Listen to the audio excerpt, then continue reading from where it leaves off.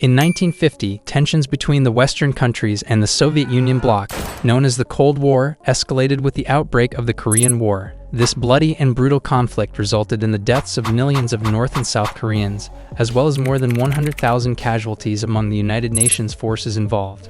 Although the war is largely forgotten today, its legacy continues to have a significant global impact. In 1910, Japan annexed Korea and controlled it for 35 years until the end of World War II in 1945. At that time, Japan withdrew its army from Korea and the country was officially liberated. After the war, Korea was divided into two occupation zones along the 38th parallel, with the northern zone being managed by the Soviet Union and the southern zone being administered by the United States. In 1948, as the tension heated up, the occupation zones became two independent states, the Communist Democratic People's Republic of Korea in the north, led by Kim Il-sung, and the Capitalist Republic of Korea in the south, led by Syngman Rhee. Both governments claimed to be the legitimate rulers of all of Korea, and neither accepted the border as permanent, leading to conflict between the two Koreas.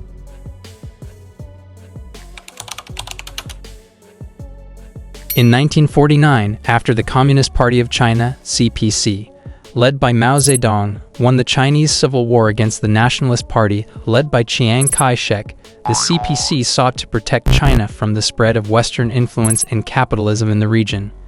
To this end, the Chinese People's Liberation Army provided training to the North Korean Army, and the Soviet Union, under leader Joseph Stalin, supplied weapons to North Korea.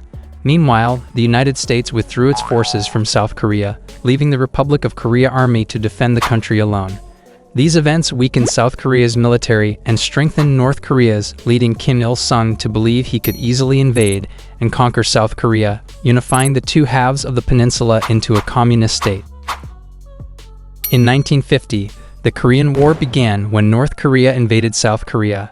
The North Korean People's Army, KPA, sent its I-Corps, 53,000 soldiers, across the Imjin River towards Seoul, while its I-Corps, 54,000 soldiers, advanced along two different axes. The KPA entered Seoul on June 28, but the South Korean government and army did not surrender, as the North Koreans had hoped. Instead, South Korean forces formed a defensive line south of the Han River and retreated in good order on the east coast. In order to avoid defeat, South Korea needed support from the U.S. armed forces. The United States, concerned about the spread of communism, requested that the United Nations, UN, intervene in the Korean War. In response, the UN passed resolutions calling for the invasion to be stopped and for UN member states to provide military assistance to the Republic of Korea Army. The Soviet Union, as a permanent member of the UN, could have vetoed these resolutions, but it was boycotting the UN Security Council at the time and therefore did not block the deployment of a UN army made up of soldiers from 16 nations to assist South Korea, led by General MacArthur. This intervention was granted under the request of South Korea and the resolutions passed by the UN. In early July 1950, UN troops from several countries including the United States, United Kingdom, Canada, Australia, New Zealand, and France arrived in South Korea, but were quickly pushed back to a small area around the port of Pusan at the southern tip of the peninsula. It wasn't until August that the 8th Army, led by Lieutenant General Walton H. Walker, and the Republic of Korea Army, led by Major General Chung Il-kwon, were able to fight back more effectively. Walker used medium tanks, rocket launchers, and fighter bombers to stop the North Korean tanks. The UN forces were able to stabilize the front at the Pusan perimeter with the help of U.S. air and naval support. Then, in September 1950, General MacArthur, with the 1st Marine Division and the 8th Army's remaining infantry division, the 7th, as well as South Korean Marines and infantry, and a variety of U.S. support troops, carried out a surprise amphibious landing at Incheon. After a naval bombardment and aerial attack on September 14, the Marines took control of Wolmi Island, a key harbor defense site, and then Incheon itself in the late afternoon. This forced the North Koreans to retreat behind the 38th parallel, and all of South Korea was recaptured on September 28. After South Korea was secured, President Truman gave MacArthur permission to invade North Korea. The UN, urged by the U.S. government, approved the move across the 38th parallel on October 7, 1950, with the goal of unifying the country under a non-communist government.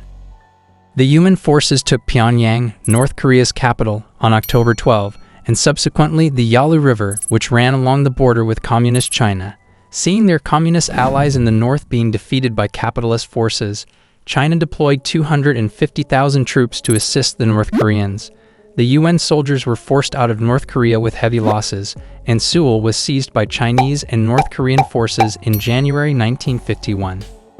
In early 1951, the Chinese offensive slowed down, and the United Nations Command, with support from the revitalized 8th U.S. Army led by General Matthew B. Ridgway, regained control of Seoul and pushed back to the 38th parallel. From that point on, the battle lines remained relatively stable, leading to a stalemate in the conflict. The Truman administration abandoned its plans to reunite North and South Korea, opting instead for limited goals in order to avoid escalating the conflict into a Third World War involving China and the Soviet Union. When General MacArthur publicly challenged the Truman administration's handling of the war, the president determined that MacArthur was unable to fully support U.S. government policies and relieved him of command in April 1951, replacing him with General Ridgway. On December 2, 1952, President-elect Dwight D. Eisenhower traveled to Korea. He concluded that the United States could not indefinitely remain on a static front and continued to suffer casualties without any visible results. In an effort to bring an end to hostilities in Korea, President Eisenhower used a combination of diplomacy and military intimidation.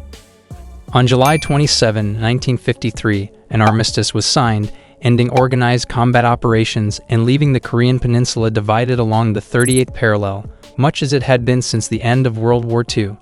The armistice was not a peace treaty, and technically the Korean War has not yet been resolved. The two sides have remained in a state of ceasefire, and a demilitarized zone, DMZ, has been established along the border between the two Koreas to separate them. In the years following the armistice, relations between the two Koreas have been strained, with occasional flare-ups of violence and tension. On the Western Allies' side, the involvement in the war demonstrated its willingness to combat aggression and strengthened President Eisenhower's position in Europe as he worked to organize European military defense under the North Atlantic Treaty Organization. Additionally, the conflict helped to ensure that the United States would continue to invest in its military buildup. It has been 69 years since the signing of the Armistice Agreement. Until now, Korea Peninsula is still divided into two separate countries. So the question is there any future for the annexation of the two halves of the Korean Peninsula?